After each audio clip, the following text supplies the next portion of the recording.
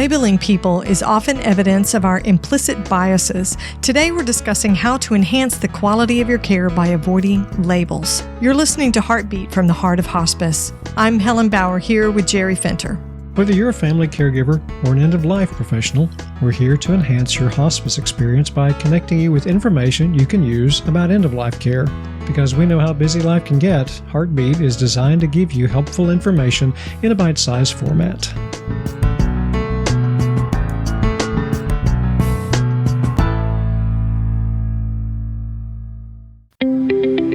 This episode of the Heart of Hospice podcast is brought to you by Hospice of Southern Maine. As the leading nonprofit hospice provider in Maine, Hospice of Southern Maine is committed to high-quality patient care and providing professional and community education as well as grief support to the counties they serve. Hospice of Southern Maine provides compassionate care through end-of-life for patients with life-limiting illnesses and support for their families in the comfort of wherever they call home. Connect with Hospice of Southern Maine on Facebook, Instagram, or hospiceofsouthernmaine.org. Okay, so before we get started, let me drag over my stuff that I need right here. I've got a little bit of caffeine in my cup. I've got some hot tea here and my soapbox, which is what I need for this conversation. Wait. Are you ready? The tea's okay. Soapbox. Soapbox is definitely needed. Okay. As long as we've warned you. Helen is on her soapbox. So. You are not ready for this. And okay. By you, I mean not the listener. I'm not, you are not ready for this, Jerry Fenter. You're talking to me. Oh, yes. Okay. It's getting ready to get ugly up in here. All right. So let's talk about what we're going to talk about here. Labels. Labels. Labels are good. I put labels on things. Labels are good for cans. Yes. File folders. Yes. For organizing your space, labels are wonderful. But labels are not good when you put them on people. I really, ugh. Just say what you feel. I'm going to take a deep cleansing breath. Okay. Are we better now? No. No? Okay. No, but that's okay. I'm going to use this to fuel my conversation. All right. So when we talk about labels, just exactly what are we talking about? It's a way of using a derogatory term. I don't think we think about it as being intentionally disrespectful. But it truly is. And hospice professionals, healthcare professionals in general, are bad about this. We have that tendency. We do. I'll have to admit, because we see a lot of things in the work that we do. Well, and I would say that I know it happens because I've made it happen myself. I have too. I know we talk like that because I have talked like that with my colleagues in informal conversations and in professional meetings. So we can really give people an example of what it is we're talking about. Let's talk about some of the labels that we have heard used before. Okay, but a couple of these are just serious button pushers for me. Okay, so one of them is when a person is labeled a feeder. I absolutely hate that. So exactly what does that mean?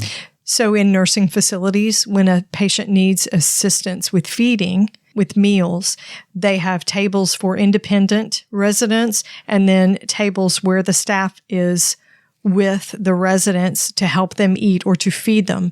And they'll say that patient is a feeder. Okay, it's kind of a term it's disrespectful. It is. It's disrespectful. It's meant to describe to the rest of the staff, okay, this table or this person needs help feeding, but it's a term that's really not respectful. I just really hate that one. There's something about that really bothers me. Right. To what it says to me is that this person is less than human. This person is a feeder. Unable to take care of themselves. Right. So less than human. I hate that. But we talk about families that way. I might talk about my family that way, but we talk about our patients' families this way. Crazy. Yeah, or just difficult. Difficult.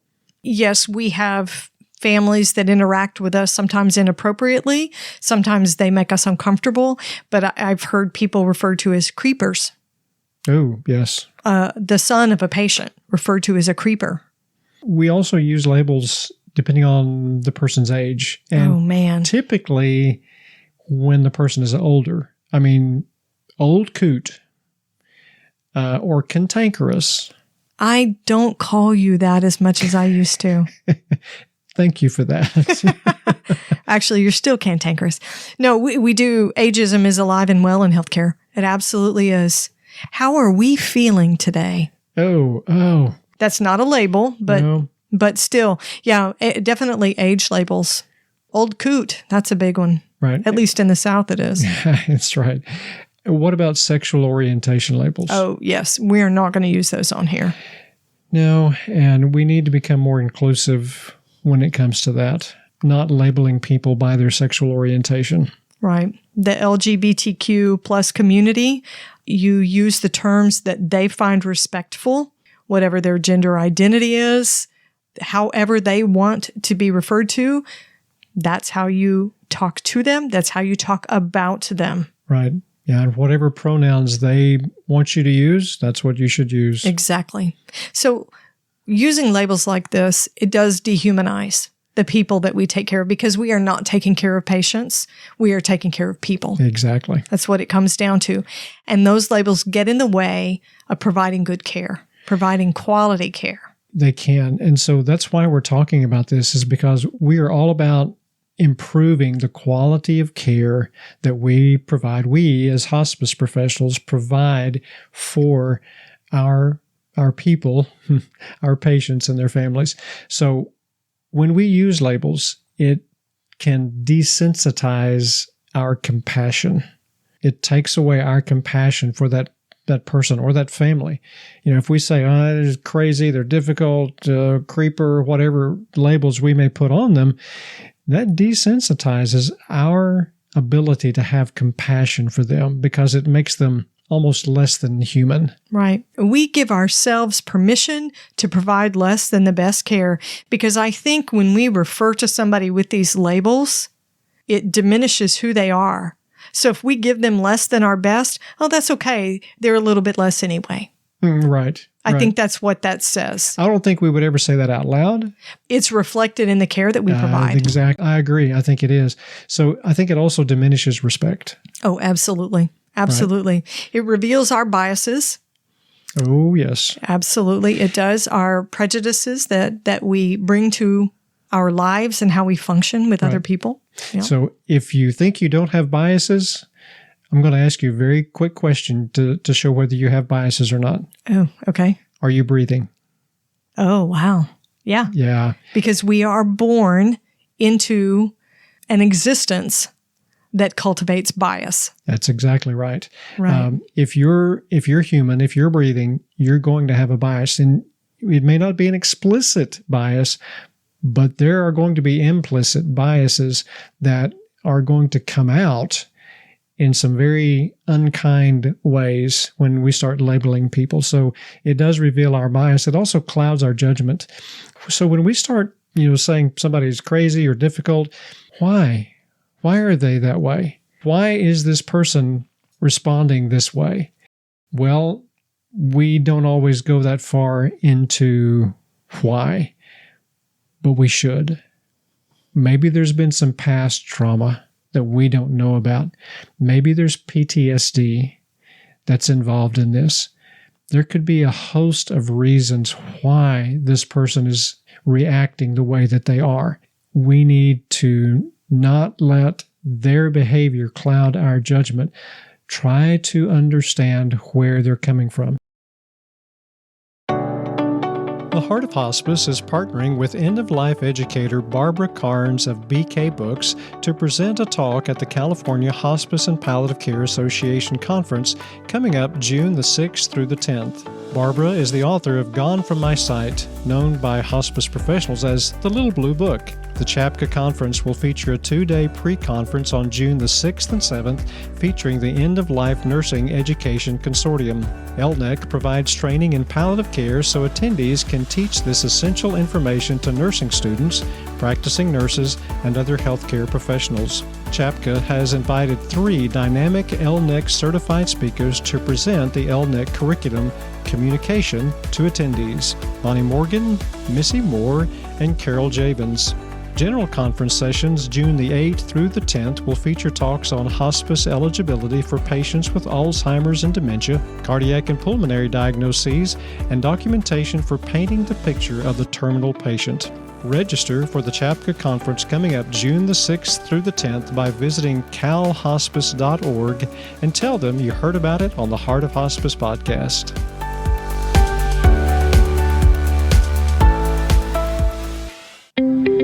Our sponsor today is Hospice of Southern Maine. Hospice of Southern Maine makes it their mission to provide compassion, care, and comfort for people with a life-limiting illness and support for their families in the comfort of the patient's home or at Gosnell Memorial Hospice House, a home-like setting featuring 18 private rooms and 24/7 care. Hospice of Southern Maine is proud to present the Thresholds Conference coming up in May of 2022. The conference provides the opportunity for families, friends, healthcare professionals, and caregivers worldwide to participate in meaningful conversations with recognized leaders in end-of-life care. This year's theme is Grief is Individual and Universal. The 2022 Thresholds Conference features #1 New York Times best-selling author of Eat, Pray, Love, Elizabeth Gilbert, along with Grammy nominee singer-songwriter Michelle Zauner, author of Crying in H Mart. This year's conference focuses on grief,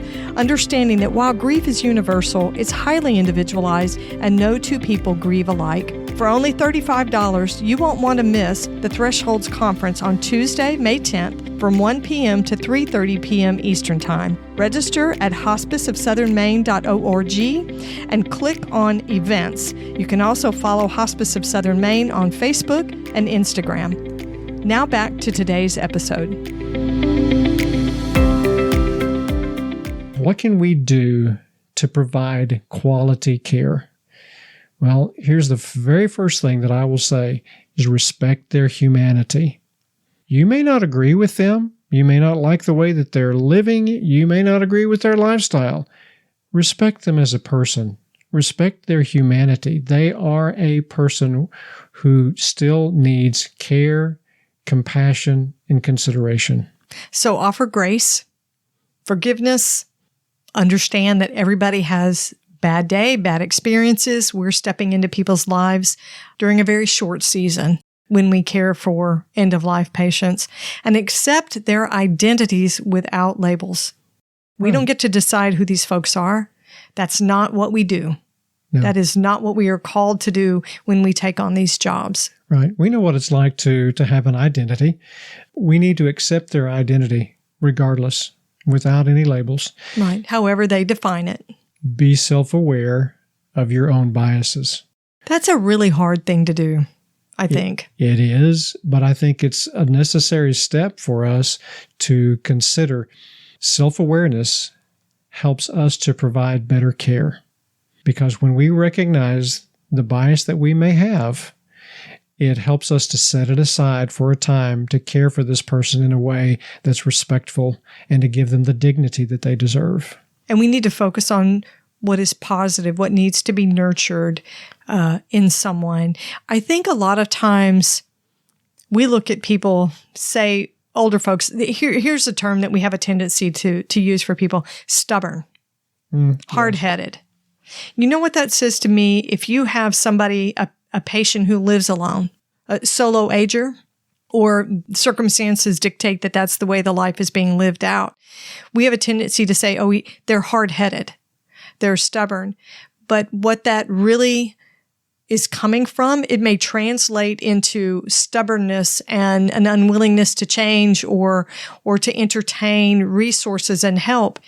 What that really stems from is fear and grief. My life is changing. I can't rely on my body's health anymore. I'm scared of being by myself and what might happen as I can't take care of myself.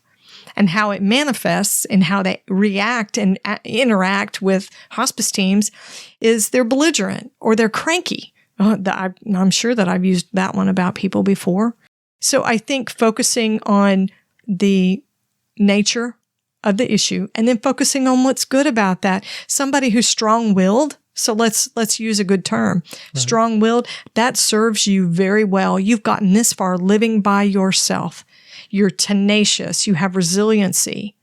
There are ways to look at it. And the last thing that I would add is we need to remember that while we may not be in the receiving role for care and for somebody else's labels of us, we will be at some point.